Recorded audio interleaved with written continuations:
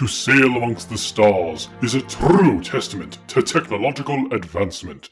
It shows to all that you are free of the limitations of your homeworld, and you are truly able to explore an infinite universe. However, speed is always required, that way oneself can truly experience the reaches of space. In order to accomplish this, we have harnessed the power of slipspace technology.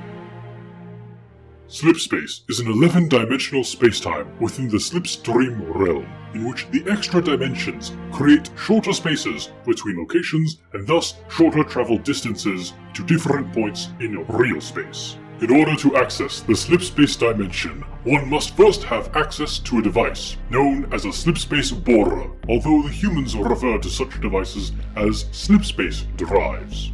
When activated, the slipspace borer opens a portal into slipspace. Once within the abyss of slipspace, the ship relies upon its own propulsion engines to travel throughout the dimension. Upon arrival at the desired destination, the borer is used to carefully carve an entrance portal back into real space.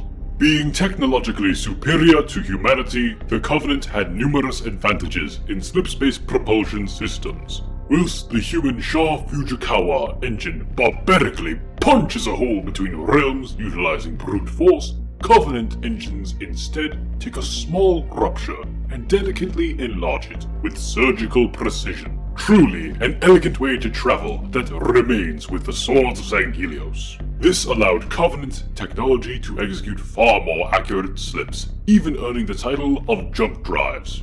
In addition to the powerful thruster engines upon Covenant vessels, borers generate several micro-jumps within a single slipspace transition to measure the dilation involved in a jump, allowing them to reach their destinations faster. Slipspace borers are generally more flexible and powerful than those created by the humans.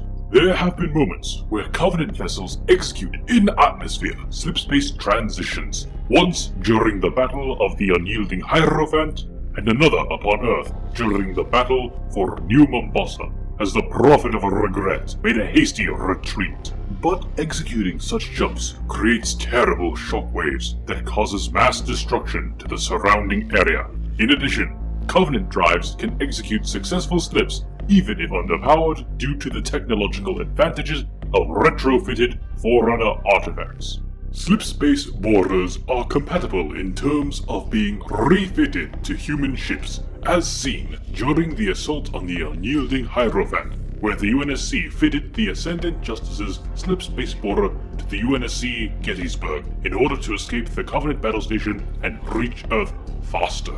To navigate slipspace by hand is quite difficult, so most human vessels will rely on artificial intelligences or navigational computers. But unlike the slipspace drives humans use, Covenant navigators use Kelguit, an interactive star map, to plot journeys through slipspace. It projects a holographic image of space, showing the gravity wells of orbital bodies, and helps identify places where slipspace transit nodes are created by the interactions of these gravity wells touching.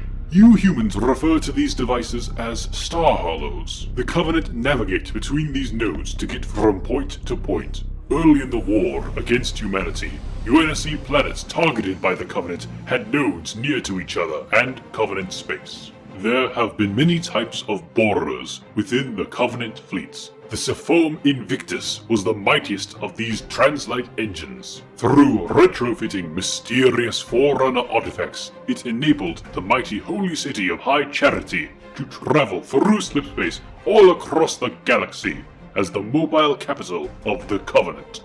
The Primus pattern borer were the second most powerful drives in the Covenant Navy. It powered the CAS-class assault carriers, as they were the cornerstone of Covenant expeditionary and compliance fleets, as well as flagships in times of war. Ophan pattern slipspace borers were used for top-of-the-line CCS-class battle cruisers, more notably the Ket pattern cruisers. And finally, the smallest borers to date, the Tyros pattern.